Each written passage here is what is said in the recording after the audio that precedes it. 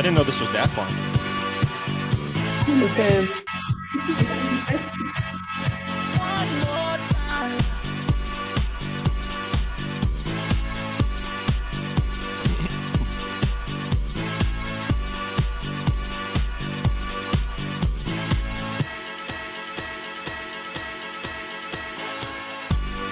One more time. We're gonna celebrate.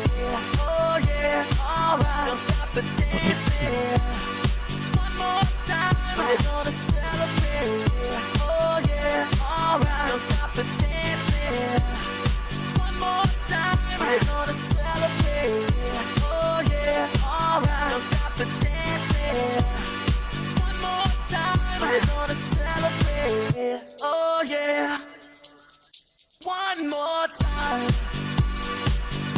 okay, so the reason really for us to play this song to begin with is, if you folks didn't know already, this is of course funk, and this is from one of their super hit albums called Discovery.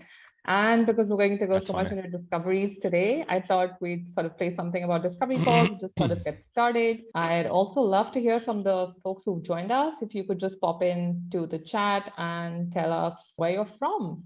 Maybe tell us your name and where you're from as well. That'd be great to hear. Should I continue playing the song or? I wasn't sure. I'm not a good DJ. That's okay. We have you as a panelist. Since it's the chat more, I think you can go with the song.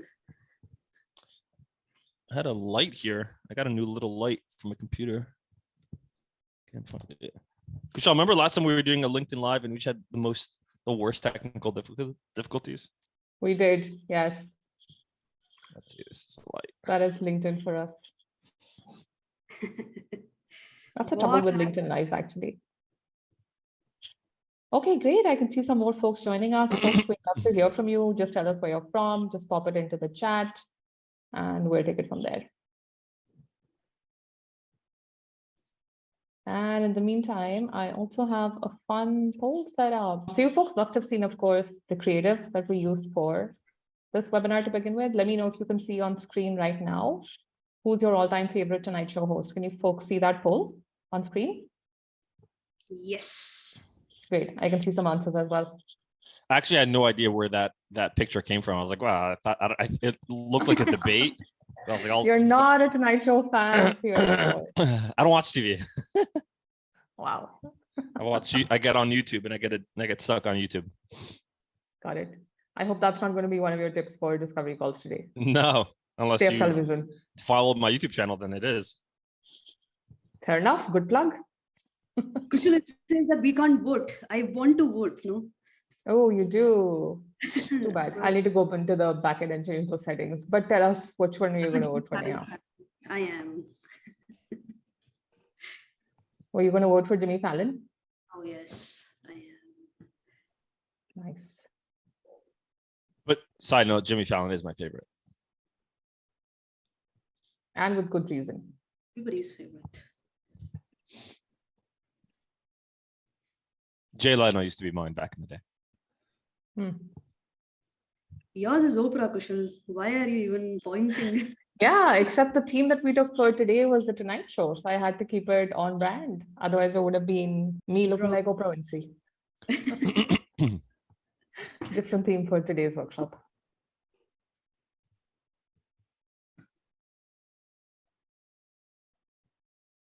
Okay, great. I think, can you folks see the numbers? They look like 75% say Jimmy Fallon and about 25%, just one person so far, says Jay Leno.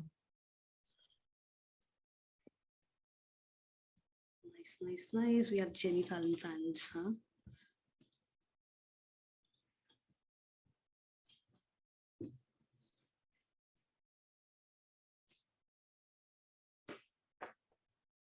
Okay, great. In the meantime, I guess, while we're just waiting for some more folks to join us, let's kick things off. If you can just give me a quick second. So welcome on board. Really excited for this magical session, really, where we're going to be talking about not the Tonight Show, but we're going to be giving away the secret to mic drop demos. And of course, we played one of our most the most popular songs, Daft Punk, for those of you who missed it. And whoever's joining in, it would be great if you could just drop your name in the chat. And also the one thing that you're really hoping to learn from this workshop, that'll really help us sort of understand, and make sure that you get what you came to get, your money and your time's worth at the end of the session. So just your name maybe and what you'd like to learn from the session. Going a little ahead, would like to introduce our amazing panelists for the session. Of course, everyone knows who they are. That's what you signed up for. Super excited to have Mor Assouline and Neha Gupta for this workshop. Mor is, of course, a 3-time sales leader and 3 times VP of sales for B2B SaaS startups. He is now, of course, the founder of From Demo to Close, FDTC, which runs sales demo coaching and training programs for AEs. He's also the host of the SaaS Talks podcast. So excited to have you here, Mor. And are we ready to drop some mics today? Yep. And just somebody said the chat was disabled, so just to enable it for attendees. Okay, cool. I'm just going to go into there and check it.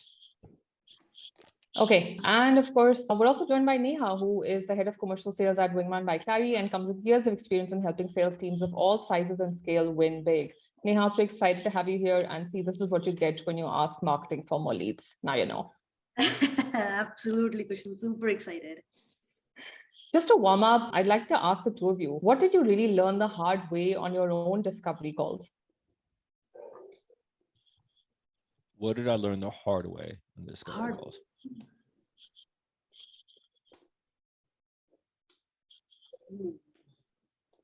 That was a tricky question, Kushal. It was. Let me think, because I have to go back back in time when I started out in sales. Or maybe tell us about one of your earliest experiences and the ones that really stayed, and maybe something that really stayed with you.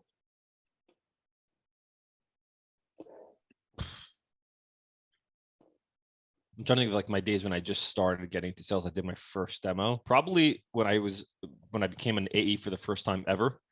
And I just felt the nervous, they call it the sweats. You start sweating because it's your first demo, disco demo in this case, where I asked the question, but I wasn't really paying attention to the answers because I was just trying to go through my sales process, my flow. So I think that's, the feeling of that rush, that adrenaline that kicks in when you're nervous, you're new to doing demos or discovery, and then completely blanking out on the answers. And when you get to the demo, you actually the demo is more generic than anything because you haven't paid attention to discovery. I remember that was one of my first demos. I wasn't even supposed to do that demo that day, and somebody called out sick, and I was like, oh crap, I have to do the demo. So yeah, I always think about that first demo. Even today, if I joined Wingman as a salesperson, I'd be nervous the first few times. How many calls do you think would it probably take someone, or how many calls would it really take you to get comfortable with doing discovery calls? Was there a magic number, or do you think it's really, a journey that takes time? Yeah, I don't think there's a magic number, but I do think high frequency. So if you had to ask me between the two, would you rather do 5 discovery calls a day, but you only do it twice a week, or 2 discovery calls a day, but you have to do it 5 times a week? Which one would you do to get ramped up? I would go with the latter, 2 discoveries a day, every day for 5 days a week, because it's just repetitive. Versus 5, then I'd take a break. That I think will get you into the groove. And I remember when prior to launching my company, I was a VP of sales at a software company, and it was founder-led sales. I had to jump in and take over all the demos. And I realized the only way I can sort of strip the fear out, or the anxiety, whatever it is I have to do as many calls as possible throughout the first 2 weeks. Even if I don't know the software, that's okay. Anything I don't know, great question. I actually just joined the company. Let me make a note of that and get back to you. Yeah, I think it's all about being comfortable in asking enough questions, and maybe in that moment you just have to be very very comfortable. I think I remember when I did my first sale, Kushal, I almost forgot about asking the contract.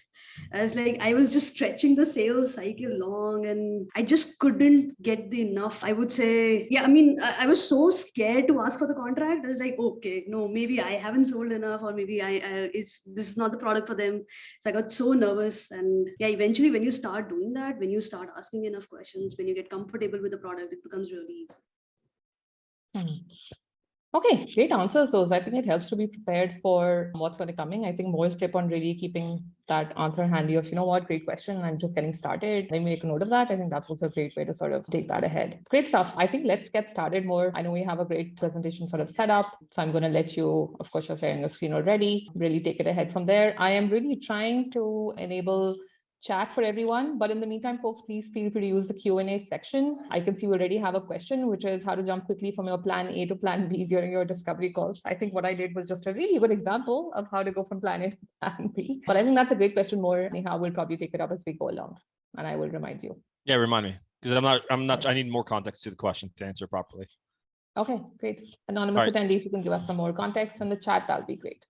Yeah, and then you watch me, right? Like if I'm going over time, I tend to talk on. So let me know. We'll let you know. Yeah, but so today we're gonna learn. I mean, we're gonna learn a bunch of stuff, but like the main end game here is how to set up a successful demo. And in order to set up a successful demo, you need to do really, really good discovery. So we're gonna talk about the discovery portion of the demo. Context: you could be doing discovery as a separate call and then scheduling a demo for a day or a week or a month later, or you could be doing a disco demo. So this applies to both, but I'll try to be contextual depending on, because some questions you wouldn't ask it on the actual demo, but I'll be contextual as much as possible. All right, before we actually go into the meat and potatoes of the slide, there are 3 housekeeping rules that I think every disco should have, whether you're doing disco, whether you're doing disco demo. It's objective, time check, and agenda. And it doesn't necessarily have to be in this order, but I usually stick to this order. Objective is essentially, why are we here? Why are me, Neha, and Kushal, and everybody here on this call? And I'll talk about that in a minute.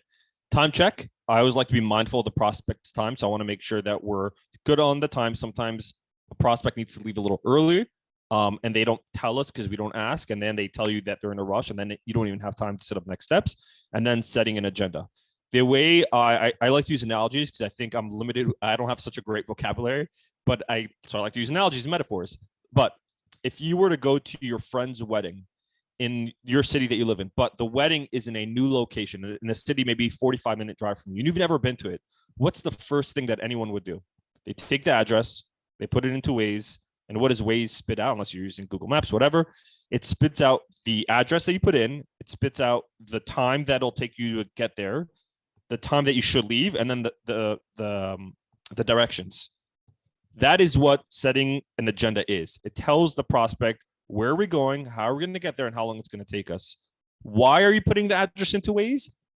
What's the why for that? That's the wedding. That's the objective. The objective of putting things into Waze is to go to the wedding. The objective of the discovery call, which we'll get into, is XYZ reason. How to get there, that's the agenda. So I always like to use that analogy because it makes sense, because people think, oh, you shouldn't set an agenda to the call. You shouldn't set an objective. I think you should. And I think by setting an objective to the call, you essentially are asking for permission to ask your discovery questions. A lot of times people feel like they want to ask the disco questions, but they feel like they're interrogating whatever it is. If you set an objective, you've just gotten permission to ask the disco questions. I know if you get any course out there, whether it's sales course, marketing course, any course out there, there's always a section on mindset. And when I was younger, I was like, this is stupid. But mindset is actually a cheesy but really important piece of the entire puzzle, because it says it right there, how you think affects how you sell. If your goal on the call is just to close and to make the sale, you're approaching it completely wrong. The discovery won't be deep. It'll be very shallow. I have a particular client that right now I'm working with them on the discovery portion, and their goal, at least from day one, was sell the prospect. So they're not really going deep on discovery. They don't really care about their problems as much because they can sell them. But if your goal is to help them, even if it means they don't go with your product, then that's how you can actually do proper discovery, proper qualification. And if they're a good fit, then you do a proper demo. Otherwise, if you're not doing that, you don't care about helping them, then you'll close them even if they're not a fit. And then you get churn and then you get clawbacks. And that sucks as a salesperson. Nia, you're up, I think. Yes, I think Mor, totally agree with you. You kind of help them to help yourself. If you really want, I sometimes feel like that a lot of times if you ask the right question, you basically help them reach to the exact pain points which even they don't know. Right. So I have a very good example on this. One of the prospects, back then when I was also doing sales, one of the prospect was looking for a conversational intelligence platform, and she was like, okay, I need a conversational intelligence platform for a better visibility. Right. But then, and honestly, guys, visibility is one use case that we sell. That's, marketing is selling. If you have that, a sales rep, a rookie sales rep would be like, okay, I know this is what a qualification is, and maybe, I have one use case in hand.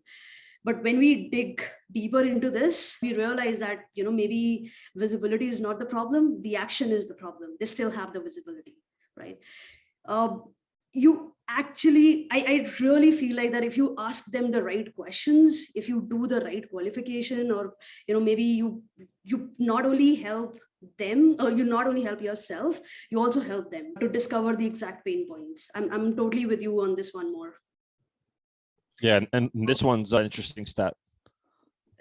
Actually, very interesting stat. So here in Wingman, we assessed almost about 4 million calls, right? Almost about 4 million calls, and we realized that that 25% you'll be able to increase your win rates if you're asking the qualification questions. It's so crazy. I mean, increase at 25%. Think of it from I'm thinking it from a manager's side. So if I have 5 reps, each would increase 25%.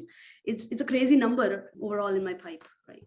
Yeah, I think we mentioned it when we were prepping for this presentation, but I want to make it a slight disclaimer that there's there's a lot of similarities between a discovery and qualification. The two are not the same. So qualification, and when you're asking qualifying questions, that is more, I like to say the word selfish. That's more for you, the company. You are qualifying the lead so you can see if they're a good fit for your company, to see if marketing did a good job or whatever it is. That's asking questions about like maybe the revenue that they're generating every year or every month or whatever it is.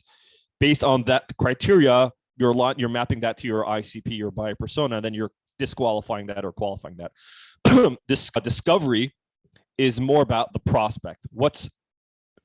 Perfect. We'll just transitions to this. What's their pain? That's the point of the discovery part.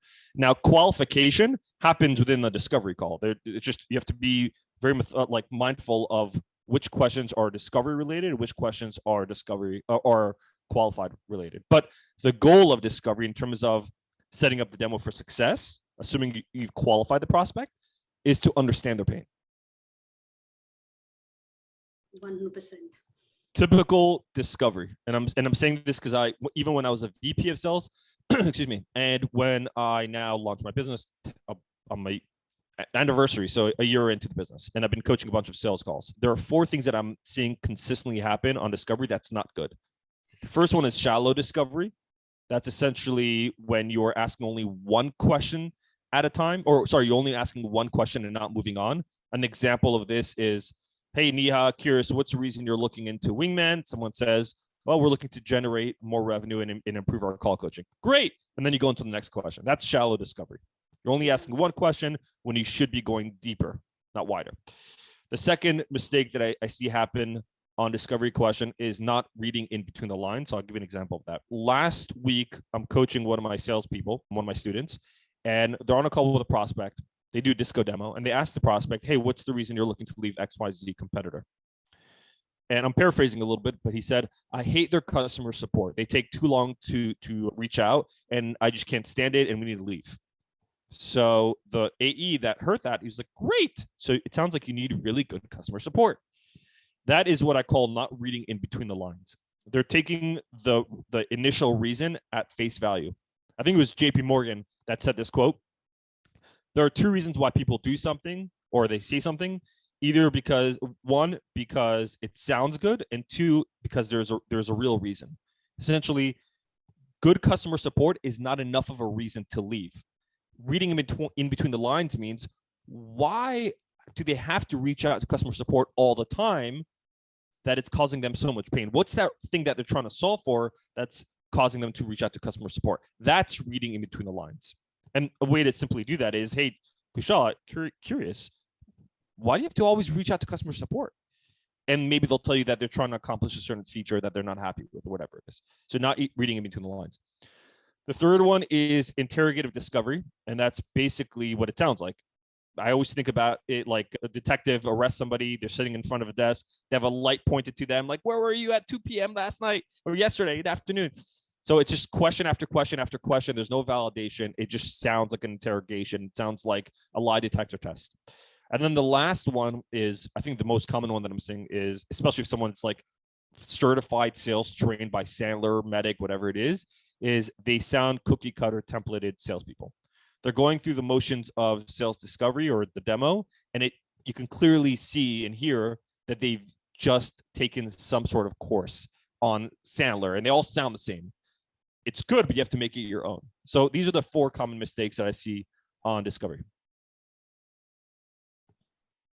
Just on that note more, and I know we've talked about this earlier, but I think for me, one of the episodes of Friends, for all the Friends fans here, where Phoebe sort of has to get into, she has a script to read out. She's at the call center. I can't recall what she's selling exactly. And she has to keep on going, on the script. And there's this person at the other end of the call who's really, really sort of the pits at that point of time. And it just kind of brings out the point that you spoke about in such a hilarious way, where she just has to stay on track, with the script, and she's just not listening to what's happening to the other person, but of course she cares in her defense. So that's a really good example. And I'm sure, and for me as a prospect, honestly, there's so many times when I know that there's a particular thing that I want to get to even within the call, but the salesperson for some reason is just following their script. So just to your point, it's so important really to kind of meet the prospect where they are and, be prepared to go off script when you need to.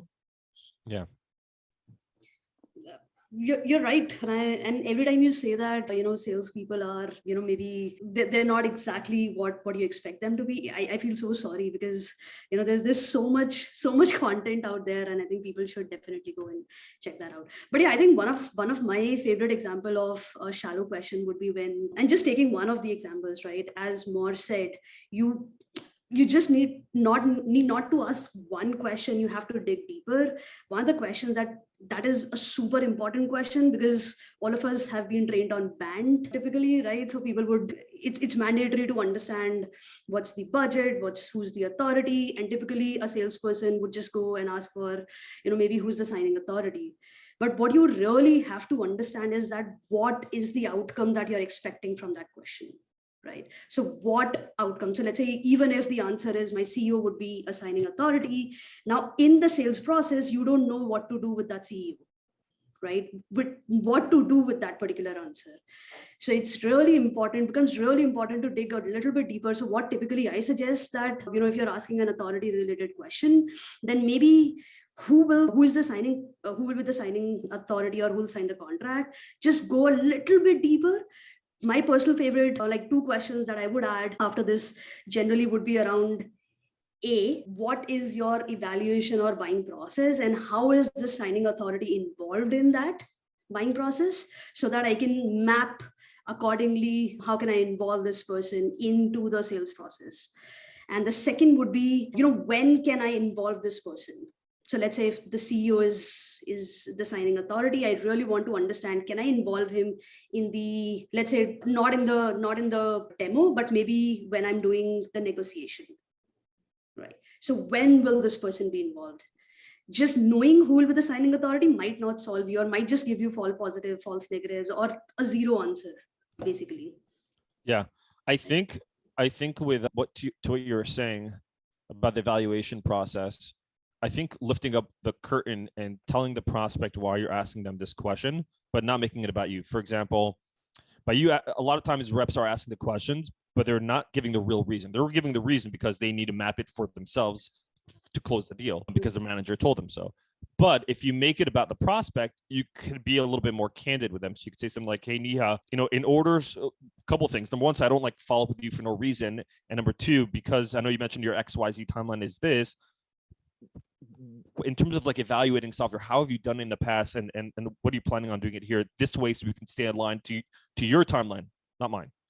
When you make it about them, it becomes a little bit more comfortable to ask them these tough BANT related questions. Side note, I've never studied BANT, but I do know what it stands for. Good for you, Mor. 100% good for you. No, I think what we also realized during the call analysis that we did, that you almost increase your win rates by 29% if you're asking authority questions, and you decrease it by 20%. But then ask it in a right way, guys. Try to dig deeper as much as possible. This will add a lot of value into your sales process, into your demoing skills. This is one good thing that you can add in your discovery. So on the previous slide, I was talking about understanding pain, less of qualification, more of discovery, so we can see if we can solve that prospect's problem through the demo. But there are three things that I want to find out early on in discovery. Whether you're doing a disco demo on one call, whether you're doing a disco on a separate call, there are three things that without this, I can't actually set up the demo for success. What's the prospect's problem? And I'll get a little bit more meta with this, so I'll keep it high level first. What's the prospect's problem? How big is that problem? AKA, what's the impact of that problem? And when do they want to solve it?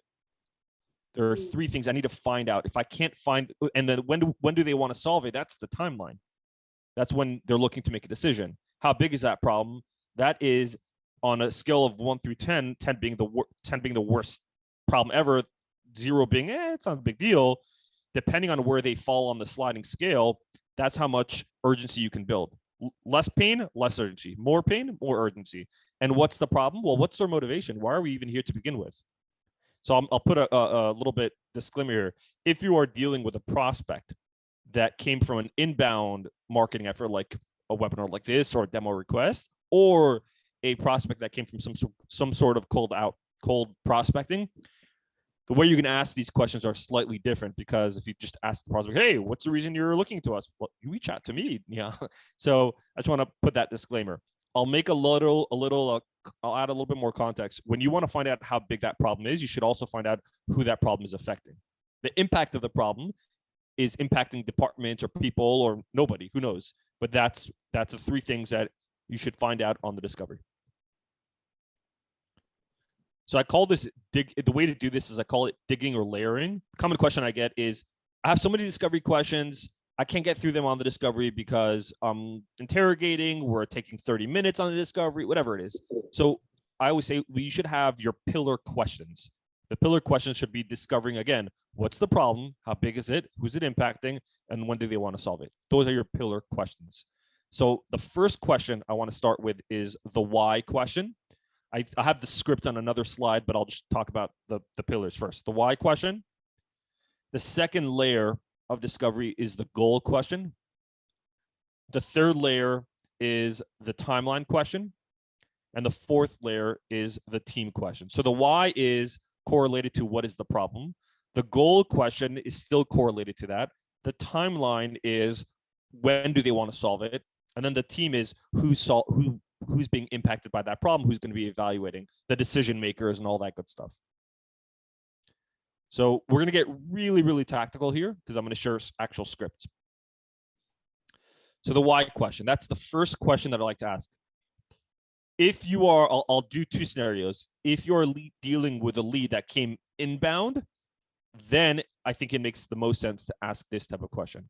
Hey, Neha, appreciate you jumping on the demo today. Curious, what's the reason you're looking into Wingman? Or whatever it is that you're selling. What prompted you to book a demo with me? These types of questions you're allowed to ask because they raised their hand. They said, hey, I need a call with you. I want to find out.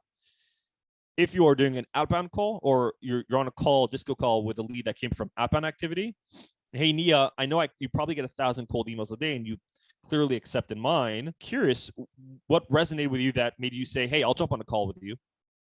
That question is contextualized based on the activity that was done. Usually what you will get is a very generic response. We'll use Wingman, for example. Neha, let's say, Neha, you're the prospect now, work at Wingman. Hey, Neha, curious, what's the reason you're looking into Wingman today? Give me a regular answer they typically get.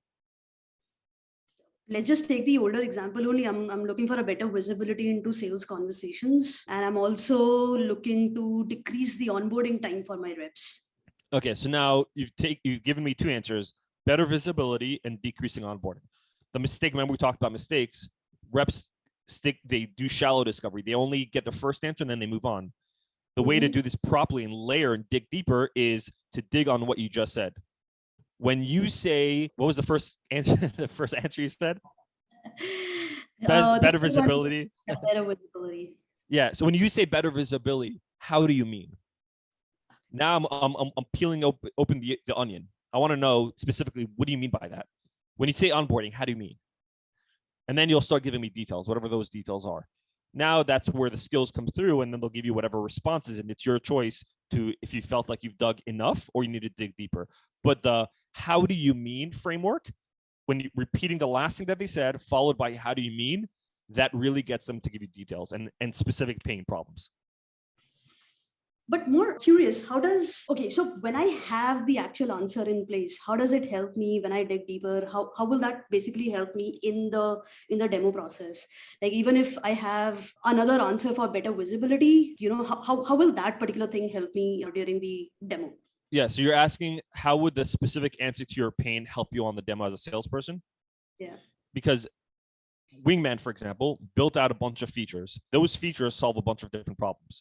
So what you're doing essentially is, by asking that question and defining what that main pain point is, or multiple main pain points, you are mapping that pain point to the features that solve it. So without that pain point, you don't know which feature to actually show them on the demo. If you don't do that, what will happen is you'll have a generic demo. You'll have a product tour, a training, not a tailored demo that solves the problem. That's the goal of the demo. The goal of discovery is to find out the problem. The goal of the demo is to show them how to solve that problem at a high level. So without finding out that pain, you can't actually show them the proper features. Doctor has a patient comes in. If he doesn't understand what they're feeling and he prescribes some medicine, it's a big problem. No more. This is so interesting, because I always tell my reps that, you have to be a doctor when you're doing a discovery, and you have to be a detective. Yes. Right. You have to play both the roles. So I totally agree with you. My husband taught me I wouldn't say methodology, but then he said that if you want to reach very actual to the root cause, like what is the actual root cause of the problem, that's when you will be able to solve it. And to reach there, maybe if you can ask why 5 times to the same problem, then you can reach to the core of the problem. Right. And that's when you know that, okay, this is where the problem is impacting this person. Yeah. I think if you're on a sales call with a prospect, depending on the vibe, the chemistry that you have with the prospect, let's just assume that you go with the why 5 times. Obviously, you're not going to use why, right? But let's say you do that. It could then, it depends how you ask the question. It could fall into a interrogative way, whereas a doctor, you're going to doctor, and doctors tell the doctor, I don't feel well, I have XYZ headaches. The doctor's like, okay, well, I have a bunch of questions to ask you. And then they start asking. You're there to, yes. So I think I'm like contradicting myself. It's just you have to be mindful about not making it so interrogative. And how do you mean is a why question. When you say X, can you elaborate? That's another why question. Sometimes if you don't want to dig too much because you're like, all right, I'm already interrogating, then you can either save that question for the demo, or you can give them recommendations based on what you've experienced. You said that you're dealing with X. I had a client the other day that had the same thing, but what they were experiencing was Y. Is that what's happening here? That's another why question. So yes. Yes, 100% more. I think another analysis is that if you are doing an actual problem-based selling, that basically increases your win rate by 92%.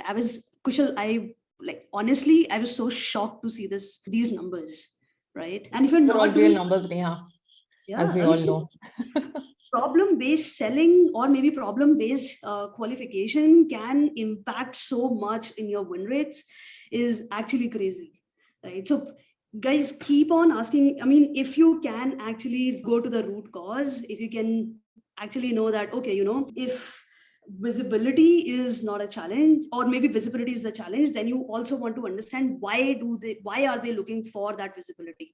And if you know that answer also, then maybe you're actually helping them to solve a problem. More, you're right that it should not sound interrogative. I think initially the kind of rapport building that you're doing will also help a lot in asking questions. If you're able to get those guards down, then it's very easy to do that discovery. Yeah. And I think earlier on the slide, I was talking about the housekeeping rules, one being objective. by telling the prospect why we're here, I mentioned that it gives you permission to ask these probing questions. So an example of setting an objective could just be something like, hey, Neha, the goal of today's call is really just to learn a little bit more about potentially some of your challenges, see if we can solve them. If we can't, I'll just recommend you somewhere else. And if we can, then what I plan to do is show you the demo, specifically the features that will solve that, then the pricing, blah, blah, blah. Does that sound okay? You'll say, okay, great. I just have a couple of questions. I just want to dig a little bit deeper here. Is that okay? Is that okay if I do that? You'll say yes. Now I have permission to ask these questions. Other times you could just go naturally into those questions depending on how that call is happening. But that's why setting an objective to the call allows you to ask probing questions like this.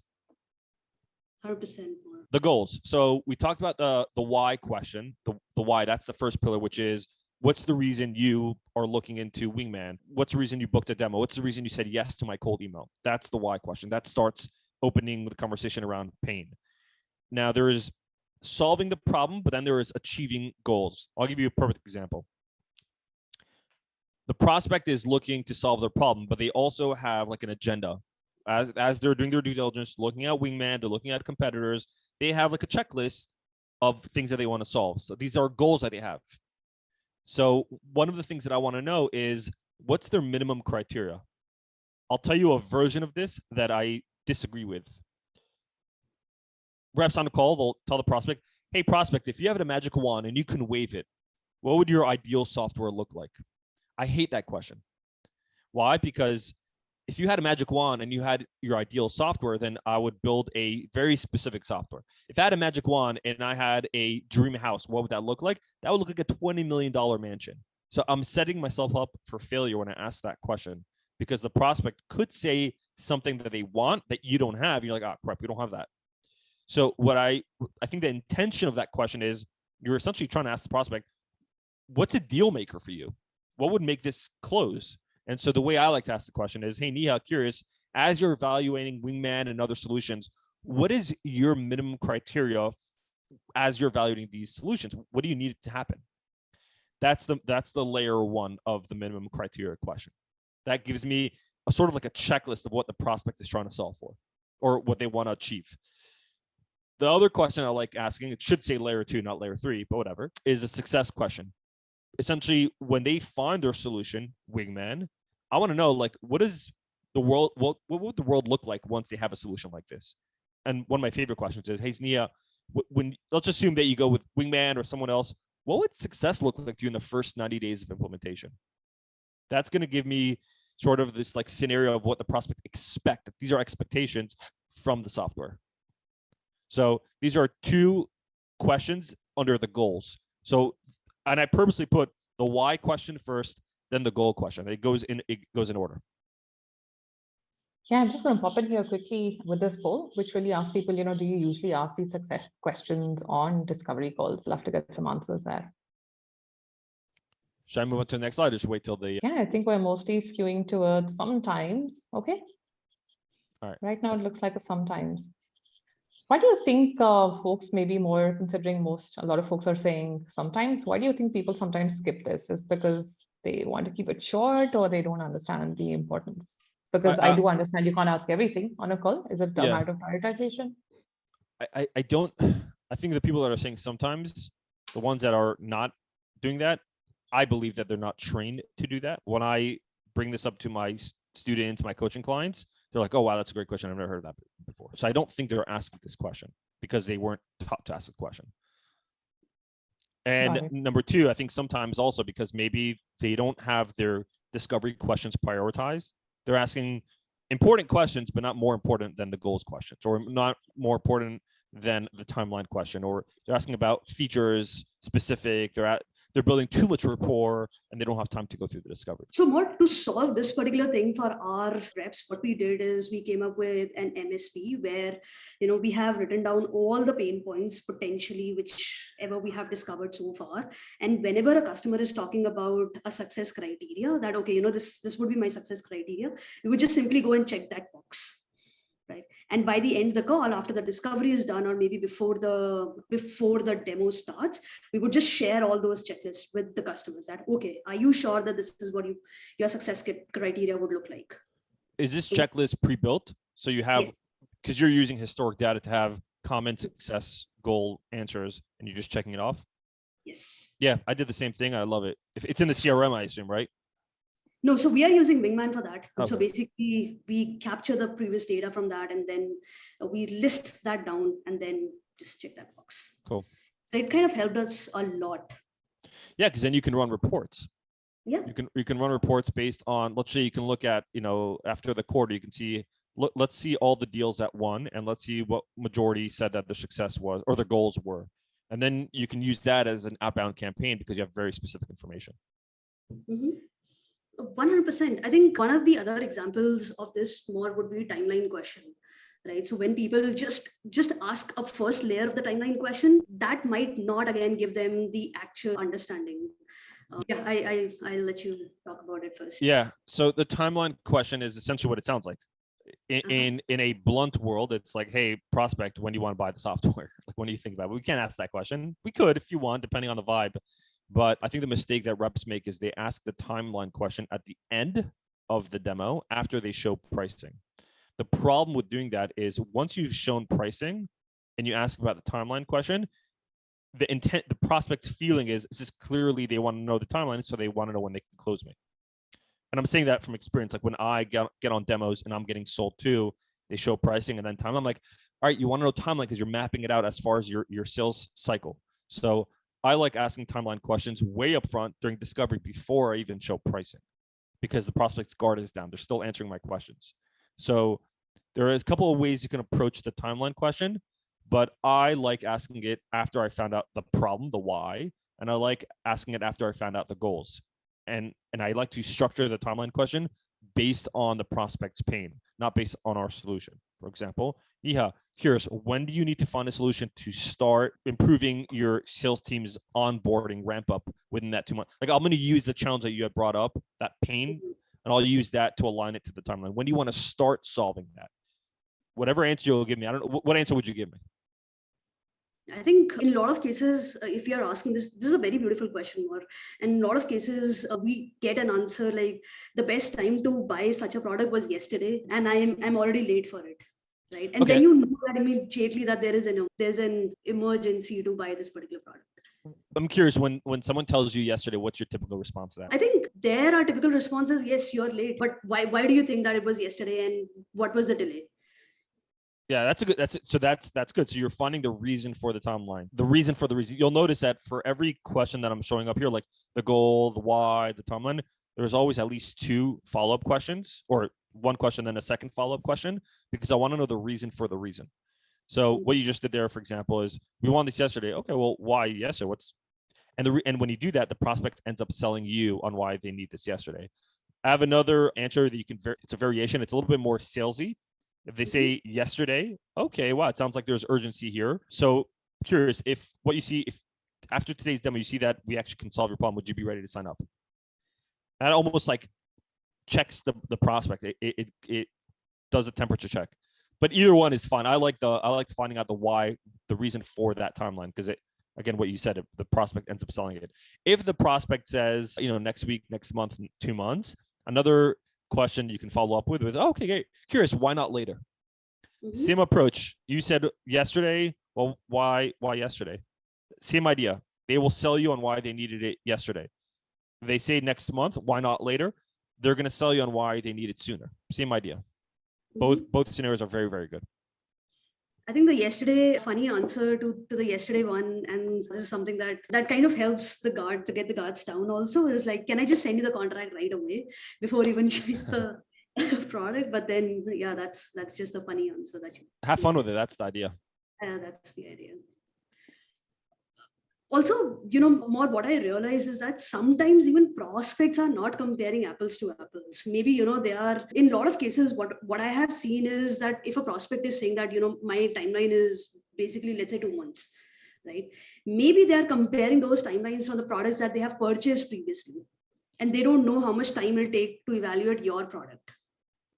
Right. So sometimes you have to, ask questions which will help them compare basically, your product and their requirement in terms of timelines. Right. Yeah. So let's say if I'm asking a timeline question, again, as you said, 2 follow-up questions, I would also want to know that if you're saying 2 months, what all you want to achieve in 2 months? Like, what will be the buying process? What all steps you will be doing in these 2 months? Step Yeah. 1, you'll be evaluating us. Step 2, you'll be evaluating competitors. Yeah. Step 3, you'll be taking the budget out. Yeah. So this is, I guess, if you were studying medic, this would be the decision process part of the question. And so when you're asking timeline, yeah, you could start asking, 2 months. Okay, what's happening in 2 months? You know who did that to me? Who asked that question? When I was VP of sales, I was being demoed by Shruti and you, actually, I think. And then I said, oh yeah, next quarter. And Shruti asked me a phenomenal question. She said, curious, what's happening next quarter that this is going to be more of a priority? I was like, I love that question. And so I gave her the answers and she's like, okay, so from now until next quarter, how are you going to go about, like, number one, solving your problem, and how are you going to be going about, like, evaluating these different solutions? And I think, again, justifying that by saying, and the reason why I'm asking is so that I can make it easy for you to your due diligence. If you're comparing competitor to competitor, I can give you some information about how we compare to X and how X compares to Y. Yeah. Now you know where this question is coming from, right, Mor? Yes. Who taught me this question? The other question that I really like is, what will change if you're not able to purchase the product within the timeline? Right? So how will this impact you? If you're not able to get a conversational intelligence platform within a month's time, what will happen then? So I used to ask this question, and over time, when I was getting demoed, I would have a sales rep ask me that question. I'm like, there's something about that question that makes it seem like they're trying to extract the pain so they can use it to leverage when they try to close, which is the reason why.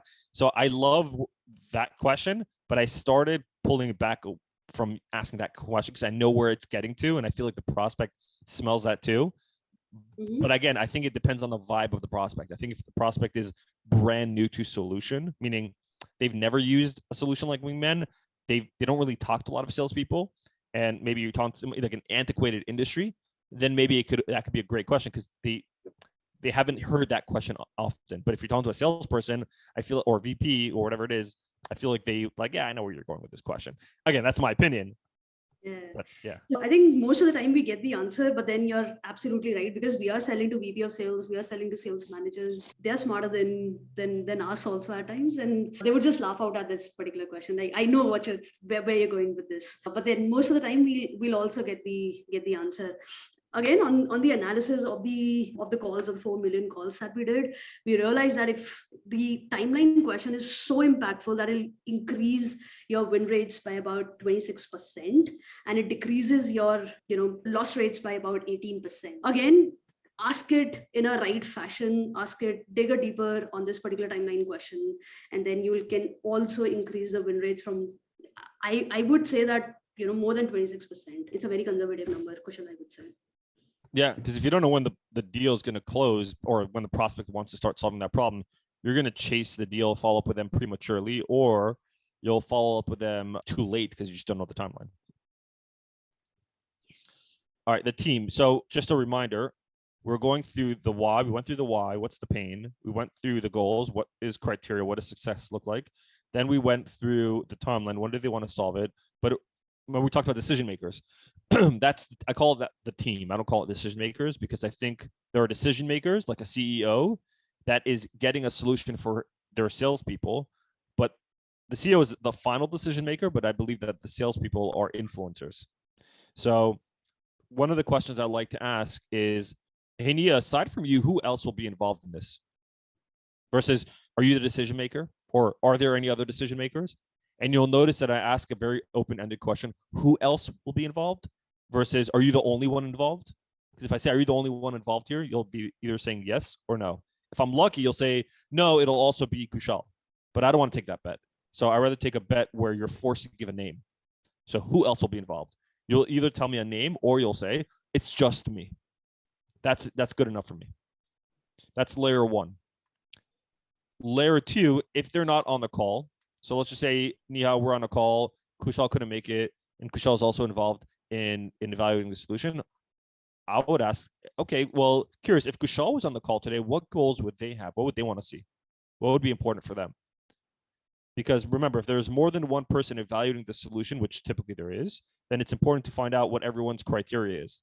With that, if you don't do that, you end up selling just to one person out of the 5 or out of the 10. And that's how you lose the multi-threading game and you lose the deal. Mhm. So a common question that people ask, not only to me, just you can see it on LinkedIn, you can see it on different communities, is how do you do discovery, deep discovery, without being interrogative and being more conversational? So what I found, I started paying attention to conversations I was having with just not sales conversations, just like friends, whatever it is. When I was talking to Kushal, when we were prepping for this and all that, I would ask questions like, Kushal, by the way, and I would say stuff like, curious, when we do, and I would pay attention to what words I'm using. And by the way, and curious were the 2 common words that I naturally use in conversations that made the conversation just natural, because I wasn't trying to sell anyone. And so I think there are two words that you should use in your discovery and on your demo to be more conversational. By the way, and curious. And if you want to ask like a layer deeper on your discovery question, you can say, curious, when you say X, by the way, you mentioned earlier, you can use these interchangeably and it'll allow you to be more conversational. I think I use by the way and curious a lot in my discovery questions more. What I would say that, by the way, one of our customers from the same industry was also facing this particular challenge. Curious if you're also facing this particular challenge. So I would use this for the customer stories, and what from our analysis we realized that if you're using customer stories enough, then Kushal, if you can just move to the next, so it can increase your win rates by 31%. So if you're using by the way and curious for pitching in your customer stories as well, that can absolutely help you increase the win rates within your discovery. Like, we are talking about the important questions that can help you increase the win rates. Right. And by the way, and curious is definitely 2 words that even I use a lot. It also helps you increase, or maybe it just helps you with, because you said that these are open-ended questions, it also helps you with the engagement. Right. Yes. Open-ended questions. Yeah. Versus like a yes or no question. Yeah, exactly. Right. I mean, so I know that, a lot of times, even the customer, when the guards are down, even customer would ask a lot of questions from you. That would be around the company, that would be around, let's say, some of the use cases that you have solved in past. Now, these 2 things, by the way, and curious, would also help you do some of the engagement, open-ended questions. And what we realized is that, and what we analyzed was that 57%, guys, 57%, your win rate increases when you're asking engaging questions. Yeah. More, you would be, you have used, about Wingman, and we have a real-time nudge, right? So after every 2 minutes, typically 3 minutes, the bot will tell me automatically that, Neha, you're talking for too long, so shut up and ask a question. It's that impactful, and we have seen the change within the team also. So anything that can help you nudge to stop and ask a question, do that, guys. Yeah. And just for a reminder, open-ended questions: what, when, how, where, who. Mm-hmm. I think we just talked about this one. Mm-hmm. Yeah, I think typically what we have seen is that deal ones have 26% more engaging questions. 26%, guys. It's a huge number, I would say. I'll just leave this here. Just, these are a reminder, a little checklist. Don't rush when you're doing discovery. So I was talking, Kushal, earlier, you mentioned to me what was something I remember from discovery, and I was rushing because I was just trying to get through the demo. Using your tone of voice to ask the right questions. So when you say the word curious, it has to be a very curious tone of voice. Keep your webcam on so you can pay attention to the prospect's body language. Recap discovery at the end of the discovery. Take a lot of notes, detailed notes. Prioritize your questions. Remember, a lot of times you're like, oh, but what if they don't have time to ask these questions? Make sure you get the right questions in front first, and then the secondary questions later on in the demo. Asking open-ended questions. And then we talked about this. If you don't have time to go through the discovery with all your questions, again, save those questions for later throughout the demo. You can sprinkle them in. I think that's it. So I want to leave. I know we're running out of time, so we'll leave it open. Yeah, I'm just going to Q&A. pop in with one more poll here. It'd be interesting to see how folks react to this one as well. The question's now on the screen. How many questions do you usually ask? And if, of course, folks have actually kept a tab or they follow a playbook on that as well. In the meantime, there are a couple of questions here. One, of course, which came in initially was how to jump quickly from your plan A to plan B during your discovery calls. And the context that the person shared was, you're prepared to pitch your plan A, but during the discovery, you realize that the plan B will be more valuable for the client. How can you shift the entire discussion to plan B quickly? By just being very, so I don't know when you say plan A or plan B, I'm assuming it's sort of like some sort of pitch, but what I'd recommend is just being really transparent and blunt with them. So saying something like, hey, Neha, I was like the entire time I was planning as I was asking you these questions, my intention was to show you this plan A that I think would solve your problem. But based on the answers you're giving me, I totally want to take that plan and throw it in the garbage. And I have a plan B that I think is going to be much more of a fit for you. Just be honest with them. Transparency is the key there. Cool. Yep. Great. I think we've also got another question in there. Second, pull that up. So someone's just started working in B2B. Previously, they worked in B2C. So they wanted to ask about how to open conversations with B2B clients. I feel like that's a large-ish answer. But if you folks have any quick sort of ideas for this person to get started, I think that might be useful. Yeah, I think you should categorize it. So if the lead is coming from inbound, they requested something, then they're raising their hands. You have the permission to ask them, hey, curious, what's the reason you wanted to schedule this call? What's the reason you decided to book this call? If it's coming from an outbound activity, you cold email them, cold call them, whatever it is, and they've agreed to a call, then you can say, hey, I know I cold emailed you and you're probably really busy, but I'm curious, what made you say yes to showing up to this meeting? That's how I would approach it. I think same, honestly, Mor, I would also do the same thing. Once, when you know this is inbound, you have the permission, you have the first permission from them to ask questions. But honestly, Kushal, I think for newer folks, what I've also realized that they don't have a practice of asking questions. So make it a lifestyle. This is something, this is one advice that I give to all the newbies, who are planning to enter into the B2B sales. You get nervous while asking questions. So just be comfortable asking questions. Practice it at home, practice it with everyone. Initially, during my early days in sales, I would ask a lot of questions from my parents, to an extent that You they probably weren't their favorite child, Neha, that's for sure. So just get comfortable with that. And eventually they'll come into the flow. Yeah, and I think before you're asking a question, this sounds like obvious advice, but it really is helpful when you just breathe. Just breathe slower. What happens is when you're nervous, your breathing becomes shallow, like shallow discovery. And so it's short, tiny breaths, but because of that, you're talking faster and you're stuttering. If you breathe slower, your body's just forced to speak slower. You can't control. Try to breathe slow and talk fast. It's impossible.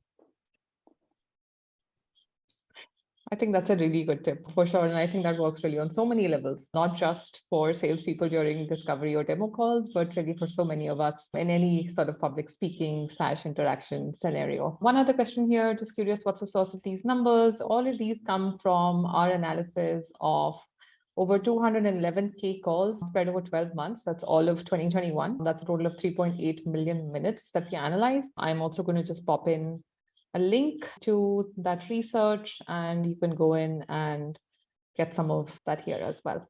That's also just coming your way.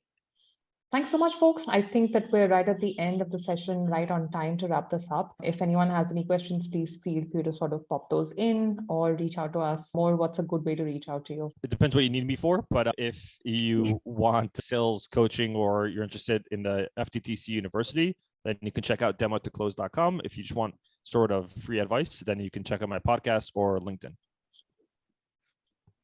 Great, thanks so much. And the best way to find Neha, of course, is to go to thrivingman.com and book them. And hopefully she'll be on call there.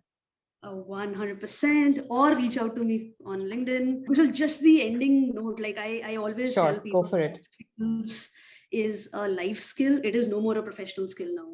So, start treating it like a life skill and asking questions, getting comfortable with questions will help you everywhere. So I think, Mor, thank you so much for sharing some of the nuggets. I'm going to take back this to my team and will tell you how it resulted. Yeah. Nice. Yeah, and I think we have some more interesting questions in the comments as well. From analyzing all the meetings, have you found a sweet spot for how long a disco meeting should be? This is an interesting one. I don't have a ready-made data answer to that one, but Mor, Neha, that's the last question maybe for the two of you. Have you found a sweet spot of how long a disco call should be? No. not, not really. If you're disco, I mean, you can have a 30-minute disco, but you guys are talking about nonsense, then I think that's a waste of 30 minutes. I think if you're 30 minutes talking about pain, that's worth it. I think it's probably time to value, right? Whatever that time to value looks like. But great question, whoever asked that. We're going to try and dig for those answers and get them to you. On LinkedIn, continue to follow us there. Popping in the link there. All right. Thanks so much, folks. Really appreciate your time. Hope you have a great day ahead. Thank you, Bye. guys. Bye. Cheers. Bye.